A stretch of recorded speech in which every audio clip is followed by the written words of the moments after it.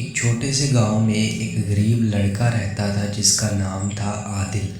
आदिल का बाप एक मज़दूर था और माँ कपड़े सिलाई किया करती थी। घर की हालत ख़राब थी और खाने के लिए अक्सर पैसे नहीं होते थे। आदिल स्कूल जाता लेकिन स्कूल से आते ही गलियों में अखबार बेचता ताकि अपने घर का खर्च चला सके। वो दिन भर मेहनत करता और रात को माँ के साथ बैठकर ख्वाब देखता कि एक दिन वो बड़ा आदमी बनेगा।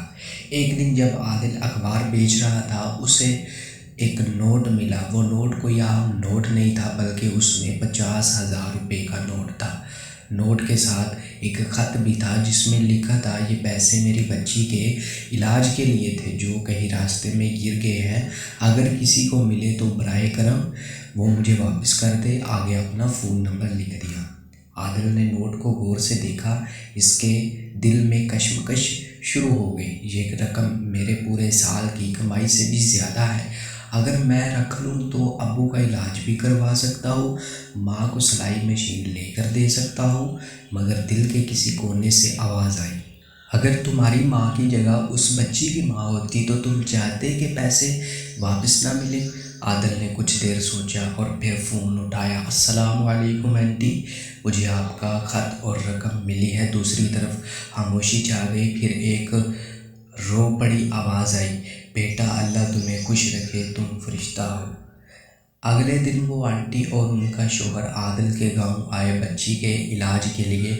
वो बहुत परेशान थे। उन्होंने आदिल के हाथ चूमे और कहा, बेटा तुमने जो किया है उसकी कीमत पैसों से नहीं दी जा सकती, लेकिन जो छोटा सा इनाम हम हमारी तरफ से कबूल करो। उन्होंने आदिल को 10,000 रुपये दिए। आदिल ने इनकार किया लेकिन आंटी ने कहा, ये इनाम नहीं, दुआ है, सच्चाई का इनाम है। वक्त गुजरता गया और कुछ साल बाद आदिल को एक स्कॉलरशिप मिली। वो एक बड़ी यूनिवर्सिटी में पढ़ने गया और फिर एक दिन वही बच्ची जो बीमार थी उसके अस्पताल में आई बतौर डॉक्टर। आदिल उस वक्त सीनियर डॉक्टर बन चुका था। दोनों ने एक दूसरे को पहचान लिया और अल्लाह का शुक्र अदा किया। दोस्तों, अब इसका मोरल आपको सुना देते हैं। दोस्तों, दुनिया में सब कुछ मिल जाता है मगर सच्चाई और ईमानदारी का कोई नेमुल बदल नहीं हो सकता।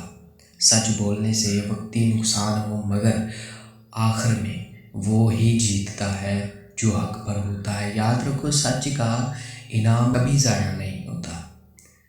बस सब्र चाहिए और यकीन चाहिए।